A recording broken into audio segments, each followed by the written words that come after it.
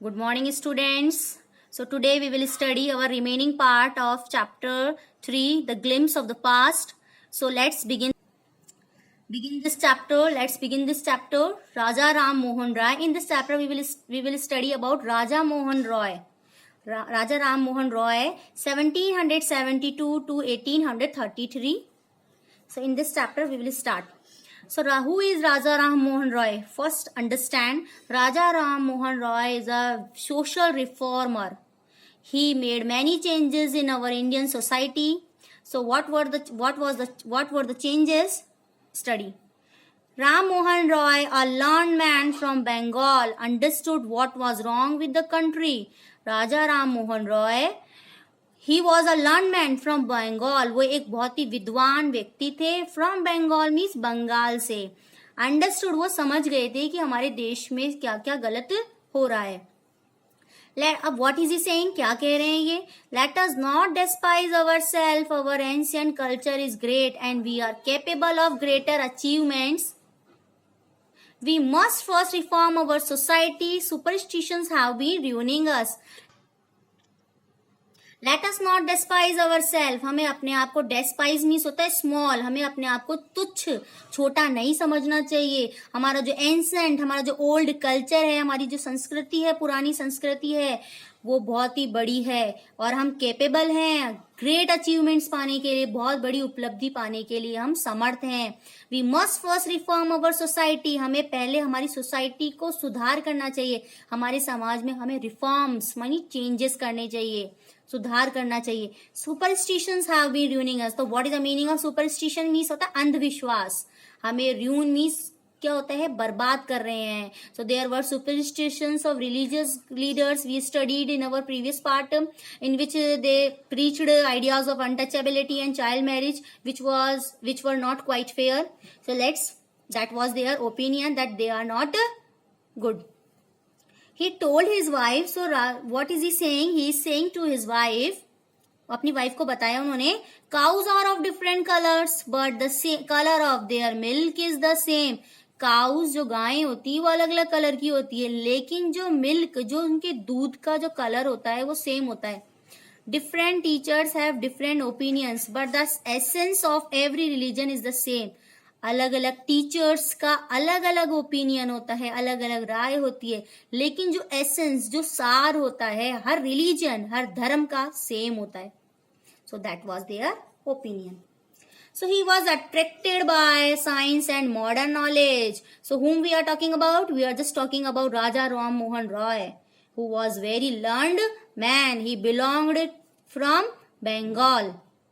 He was attracted by science. ये science और modern knowledge से अट्रैक्ट थे. Knowledge should be practical and scientific. इनका मानना था कि नॉलेज प्रैक्टिकल और साइंटिफिक होनी चाहिए. It means related to science. Next is he crossed the seas. You can see up.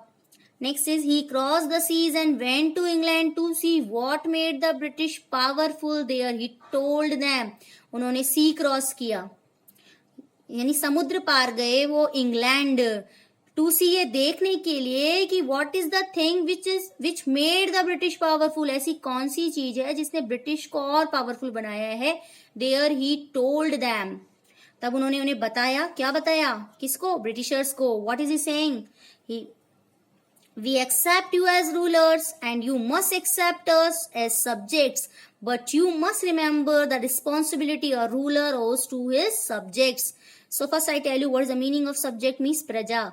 हम आपको रूलर की जैसे मानते हैं, बट यू मस्ट एक्सेप्ट अस, लेकिन आपको भी हमें अपनी प्रजा के रूप में हमें मानना होगा. बट यू मस्ट रिमेंबर, लेकिन आपको याद रखने होंगे, the responsibility of ruler goes to his subject. एक रूलर की अपने सब्जेक्ट्स मीन्स होते हैं अपने प्रजा के प्रति क्या क्या रिस्पॉन्सिबिलिटी और क्या क्या उसके कर्तव्य होते हैं. You should remember them. He started newspaper, but the suspicious British stopped them in 1823. He started many newspaper. उन्होंने कई न्यूज़पेपर स्टार्ट किए. He established many newspaper, but the suspicious British. लेकिन जो डाउटफुल जो ब्रिटिश थी, शंकालु जो ब्रिटिश थी, उन्होंने इनके न्यूज़पेपर को 1820 थ्रू ही स्टॉप्ड देम, उन्होंने स्टॉप्ड कर दिया. They stopped them. Who stopped them? The Britishers stopped the newspaper which were established by the learned man name was Raja Ram Mohan Roy. So in this part, so this is operation. Our topic is operation 1765 to 1835. So you can see in this picture they are our Indians who is in jail, जो कि jail में है. So only just because of Britishers. So but the British continue to oppress India. लेकिन operation means होता है दबाना. British continue करते रहे, हमारे Indians को दबाते रहे. It means उन्होंने हमें slave बना लिया था, गुलाम. In 1818, they had passed Regulation 3rd. Under it, an Indian could be jailed without trial in a court. Britishers ने 1818 में एक एक्ट पास किया, एक्ट नंबर 3, जिसके अंडर में बिना ट्रायल के, बिना मुकदमा चलाए किसी भी इंडियन को जेल में डाला जा सकता था. Only Indians. All the British, you can see they are just laughing. So all the time British officer in India drew big salaries and also made fortune in private business. पूरे time हमारे India में Britishers, हमारे ही India और ये Britishers, England के ये लोग हमारे इंडिया से ही बहुत बड़ी सैलरी लेते थे और फॉर्चून्स मानी बहुत अपने प्राइवेट बिजनेस में भी, even they made profits in their private business में भी प्रॉफिट कमाते थे. So by 1829, what in this we are talking about 1829, Britain was exporting British goods worth 7 crore rupees to India. 1829 तक ब्रिटेन एक्सपोर्ट कर रहा था ब्रिटिश गुड को, means British माल को, विच रेट वॉज, जिसकी जो 7 करोड़ रुपए तक का इंडिया को एक्सपोर्ट कर रहा था अपना माल.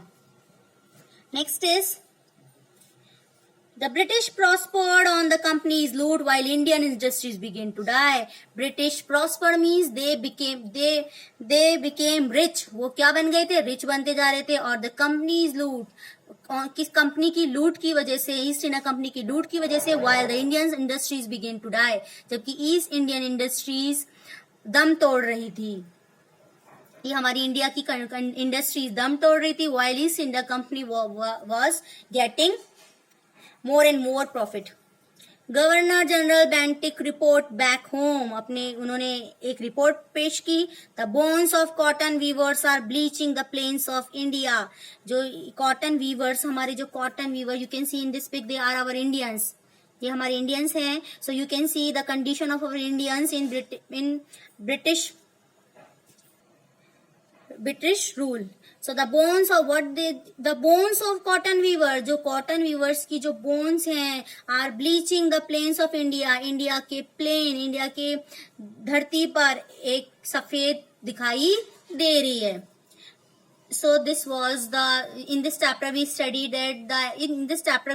the exploitation of Indians by Britishers. So next time we will study its remaining part. Thank you. Have a nice day.